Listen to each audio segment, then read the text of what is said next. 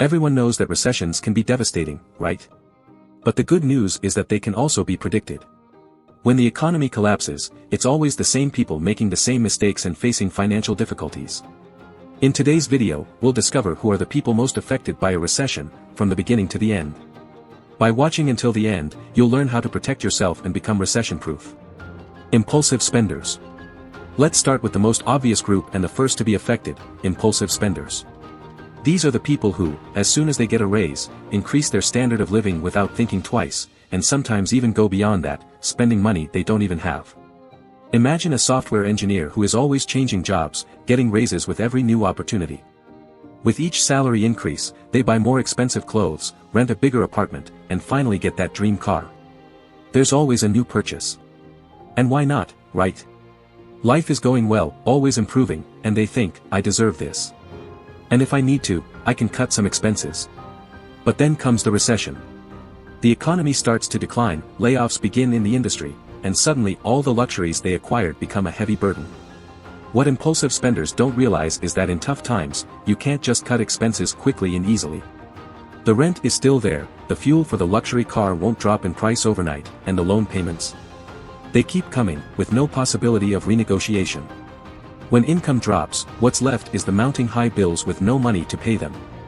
Here's the issue, impulsive spenders believe they're living the ideal life because they feel they deserve to enjoy the fruits of their labor. And yes, you absolutely have the right to enjoy what you've earned, but never at the cost of your future financial stability. Luxuries can be deceptive, and instead of bringing happiness, they quickly turn into debt. Cars, houses, vacations, even those streaming service subscriptions. When times get tough, they can drag you down much faster than you think. If this sounds familiar, don't worry. The solution is simple, follow the basic rule of finances, spend less than you earn. We're not saying you should cancel all your subscriptions or live in extreme austerity, but it's important not to let your lifestyle swallow up all your income. Next group. Emotional decision makers. The next group that tends to be dragged down by a recession is emotional decision makers.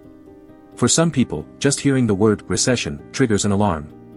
Their survival instinct kicks in, they feel cornered, and they start making impulsive financial decisions, which rarely lead to good outcomes. This can happen in various ways. For example, imagine a junior employee who hears rumors about layoffs and, in a bid to protect themselves, starts spreading gossip to try to secure a promotion, but ultimately gets fired. Or it could be an investor who sees the stock market plummeting, panics, sells all their stocks at a loss, and decides to hide the money under their mattress. Or even a middle-class father who decides to withdraw his children's college fund and invest it in a company on the brink of bankruptcy, believing it will recover, but in the end, the company goes bankrupt. What do all these cases have in common? These people are acting based on impulses. They feel an urgent need to do something, so any action seems better than no action. They convince themselves they're being proactive, protecting themselves. The problem is that these decisions are driven by emotions like fear, euphoria, or even guilt. And let's be honest, emotions aren't the best advisors when it comes to finances. Recessions are tough, no doubt, but they are also temporary. On average, they last about 10 months. The key to avoiding this mistake is simple, slow down. Before selling everything you own or betting it all on a risky investment, take a pause and ask yourself if this decision truly aligns with your long-term goals. You'll find that by doing so, not only will you survive the crisis, but you'll come out of it stronger. Now, let's move on to the next group. Risk takers. Risk takers. After all, who doesn't know that without risk, there's no reward, right? It's part of life. However, when the risk involves the entire economy falling, the situation becomes much more complex. Risk takers are those who seek high returns by investing in speculative assets. While this can indeed make them very rich, most end up making the same mistake, and when the recession hits, the price to pay is heavy. Imagine a young accountant who sets aside a portion of his income every month to invest in cryptocurrencies. Sounds like a good strategy, right? The problem is that he decides to put all his money into a single coin, believing it will skyrocket in value. At first, everything seems perfect. The coin's price soars, multiplying by 10 the amount he paid. But he thinks, now I just need to hold on tight, my coin is going to the moon. But then the market crashes. Suddenly, the coin loses 99% of its value, and our friend finds himself with no financial reserves to weather the recession. Risk takers know they're dealing with something volatile, and yes, emotions run high while the fire is burning, until it burns everything down. During a recession, assets like cryptocurrencies and high-risk startups are usually the first to suffer massive losses, leaving risk-takers with nothing to sustain their finances. But it doesn't have to be that way, right? If you're the type who enjoys a challenge, the good news is that calculated risks do have their value. However, they should never be the foundation of your financial strategy. As long as you diversify your investments into safer options and have a well-structured emergency fund, you'll be able to face a recession without much worry, and still be prepared to seize the next big opportunity. Now, let's talk about the next group. Indebted people. Anyone who has been reckless in dealing with debt. Look, debt may seem like a quick path to wealth. You can use it to maintain a high lifestyle, make big purchases, and even invest. But when a recession hits and the flow of money slows down, things can spiral out of control quickly. A clear example of this is the 2008 financial crisis, when millions of Americans got trapped in a storm of bad debt. At that time, banks were handing out loans like candy, and many people bought homes they couldn't afford, believing that interest rates would remain low and that home prices would continue to rise indefinitely. For a while, this seemed real.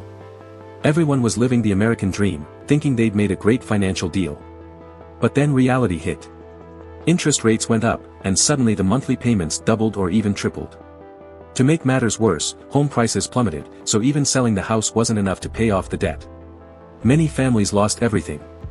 They were buried in debt, with ruined credit, and their financial future compromised for years.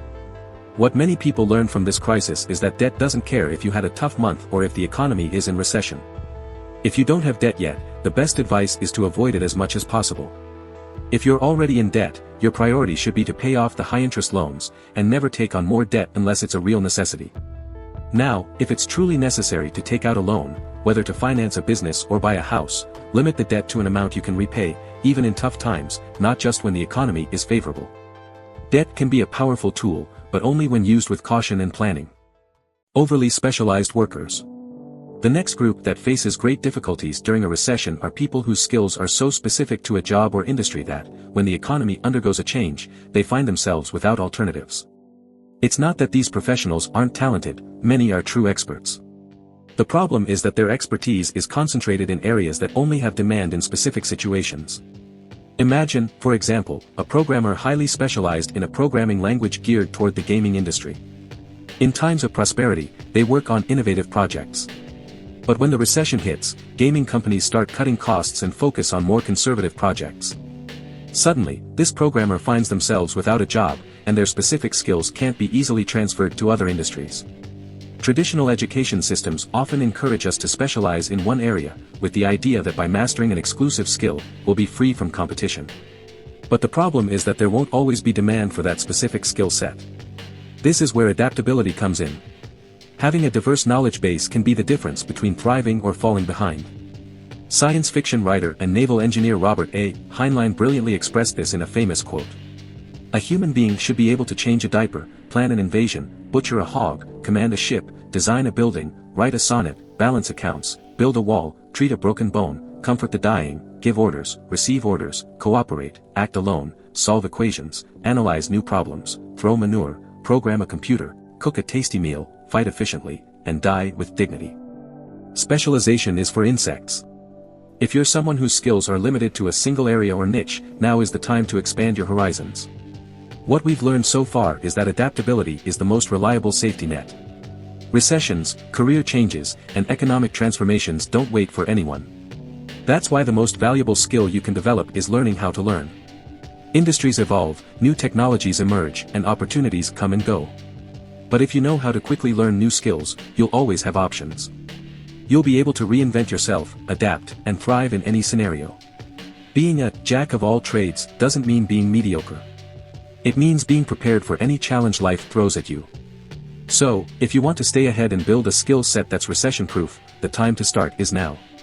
Now, let's move on with our list and talk about the next group who, although also affected by recessions, tends to endure a bit longer. Unprepared savers. This group is on the right track. They save money, which already puts them in a better position than those who live paycheck to paycheck. However, that doesn't mean they are fully prepared for the challenges a recession can bring. Imagine a young salesperson in the United States who lives within their means, avoids debt, and has saved about $112,000 in a regular savings account. In today's environment, having this amount saved almost gives them a reason to feel proud. After all, the average American in their 20s has around $113,000 in debt and only $5,500 in savings. Our salesperson feels confident. They think, I have money saved, I'll be fine no matter what happens. And indeed, this is a great start. But it's not enough to ensure peace of mind. A recession might not take down an unprepared saver immediately, but if they don't take precautions, they could still face difficulties.